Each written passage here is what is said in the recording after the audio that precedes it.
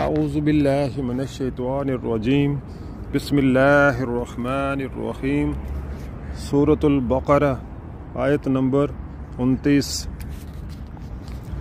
هو الذی خلق لکم ما فی الارض جمیعا ثم استوى إلى السماء فسواهن سبع سماوات وهو بكل شيء عليم۔ ترجمہ: وہی تو ہے جس نے تمہارے لیے زمین کی ساری چیزیں پیدا کیں، پھر اوپر کی طرف توجہ فرمائی اور 7 آسمان استوار کیے، اور وہ ہر چیز کا علم رکھنے والا ہے۔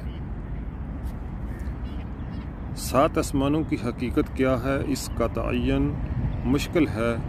انسان ہر زمانے میں آسمان یا باللفاظ دیگر ماورائے زمین کے متعلق اپنے مشاہدات یا قیاسات کے مطابق مختلف تصورات قائم کرتا رہا ہے، جو برابر بدلتے رہتے ہیں۔ لہذا ان میں سے کسی تصور کو بنیاد قرار دے کر قرآن کے ان الفاظ کا مفہوم متعین کرنا صحیح نہ ہوگا۔ بس مجملاً اتنا سمجھ لینا چاہیے کہ یا تو اس سے مراد یہ ہے کہ زمین سے ماورائے جس قدر کائنات ہے، اسے اللہ نے 7 محکم طبقوں میں تقسیم کر رکھا ہے، یا یہ کہ زمین اس کائنات کے جس خلقہ میں واقع ہے وہ 7 طبقوں پر مشتمل ہے۔ اس فقرے میں 2 اہم حقیقتوں پر متنبہ فرمایا گیا ہے۔ ایک یہ ہے کہ تم اس خدا کے مقابلے میں کفر و بغاوت کا رویہ اختیار کرنے کی جرأت کیسے کرتے ہو، جو تمہاری ہر حرکات سے باخبر ہے، جس سے تمہاری کوئی حرکت چھپی نہیں رہ سکتی۔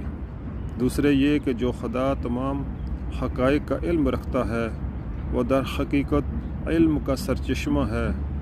اس سے منہ موڑ کر بجز اس کے کہ تم جہالت کی تاریکیوں میں بھٹکو، اور کیا نتیجہ نکل سکتا ہے جب اس کے سوا علم اور کوئی منبع ہی نہیں ہے، جب اس کے سوا اور کہیں سے وہ روشنی نہیں مل سکتی جس میں تم اپنی زندگی کا راستہ صاف دیکھ سکو، تو آخر اس سے روگردانی کرنے میں کیا فائدہ تم نے دیکھا ہے؟